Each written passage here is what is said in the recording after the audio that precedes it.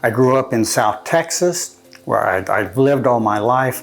I studied and became a university instructor for the Texas A&M system. I taught classes in philosophy and psychology. And I thought that was everything there was to do until I woke up one day in the hospital. I don't know how I had gotten there. Apparently it was a result of a seizure that I had had. And looking back at my medical history, I sprained an ankle in high school, and then all of a sudden, a year from my 70th birthday, and now I'm having seizures. Disorder just came out of nowhere. It was very difficult to get through the day after that. It was just like I was punch drunk all day. I couldn't clear my head. I fatigue every day. And life stuff happens, financial decisions, divorce, moving, etc. And one day I woke up somewhere south of Daytona Beach. Apparently I flew in, I had a bag of carry-on with me. The resultant memory loss was like the plague as well. I can't say enough about the positive aspects of First Step. I personally felt very blessed or lucky, or by divine intervention that I found myself there, surrounded by very good people who would understand and let me take one step at a time to get up back on my feet to self-support.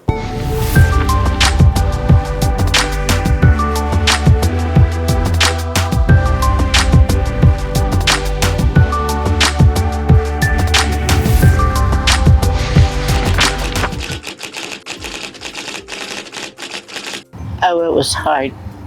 It was extremely hard. I know that a lot of people think homeless shelter, you're a drug addict, you're drunk, you're worthless, and it's not always the case, because I don't drink and I don't do drugs. I've never done drugs, and life circumstances just happens. It happens.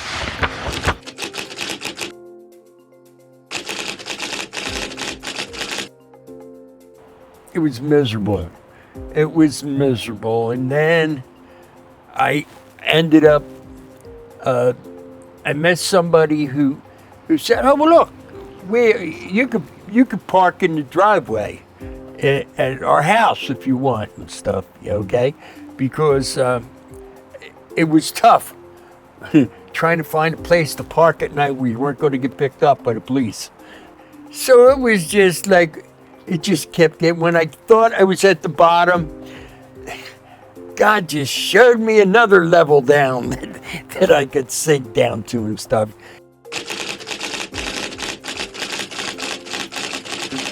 I had heard about the First Step shelter, but I couldn't bring myself to go to a shelter. I just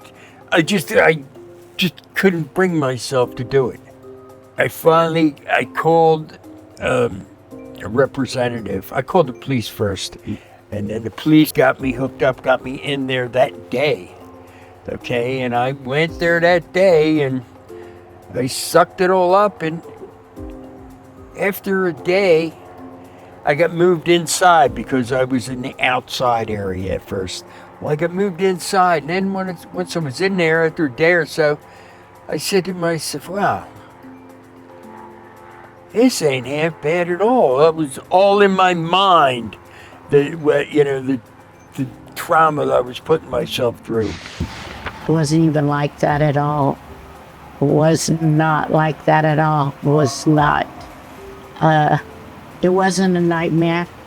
If you go in there, you have the right attitude that you're going to go in there and you're going to work hard to save up your money. Fortunately, I was old enough as getting Social Security, gave them half of my paycheck every month, that held it for me. I was building up savings. They were helping me because of being the homeless shelter. They were helping me find housing and getting me on lists and stuff that would normally take forever if you were doing it on your own. But they help you that way as well. So that's when you go in there and you have the right attitude and you work hard to prove yourself, it happens. It happens. The shelter's a great place and it's a safe place.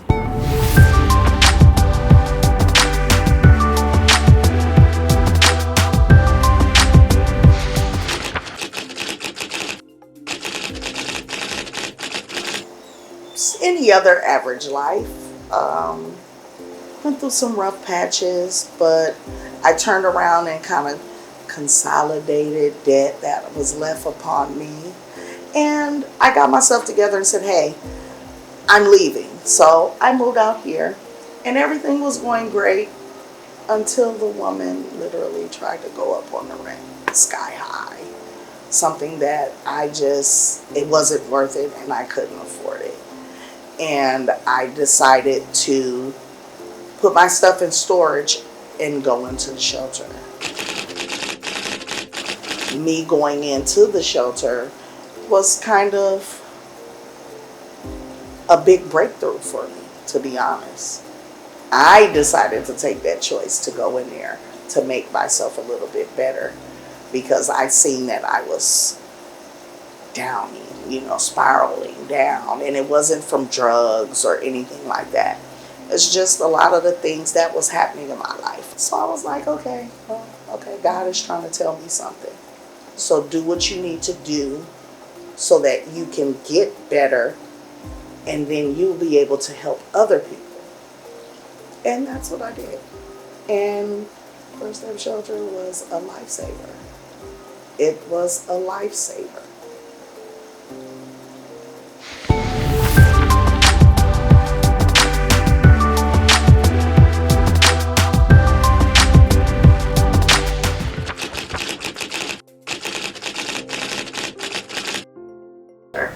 Originally, everything was fine. I had my 40-hour job, worked from home for a while. That was really nice. Worked in the office. That was even better. Then they sent us back home. It was when I got a cancer diagnosis that things turned on their head. I couldn't work as much because of the chemo. Ended up finding out, I believe, through Neighborhood Center because they did not have any space. So that's how we found out about First Step Shelter.